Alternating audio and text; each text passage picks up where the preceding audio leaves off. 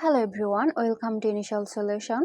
In this tutorial, I will show you how to edit a PDF in Google Docs. So let's begin the video.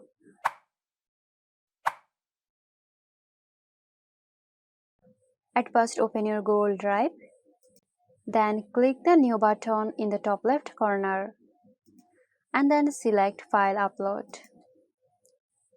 Now choose the PDF file from your computer.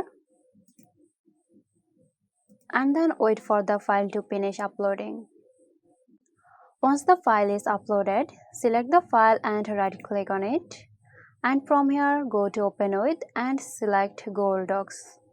Once the file opens in Google Docs, you can edit the text just like a normal document. You can add new text or delete existing text and change the font, adjust formatting, and make any other changes. Once you are finished with editing, click File and then click on Download. From here, you can choose the format you want, such as PDF document or Microsoft Word. So that's it. I hope this video helped you out. Stay tuned for more helpful tutorials here at Initial Solution.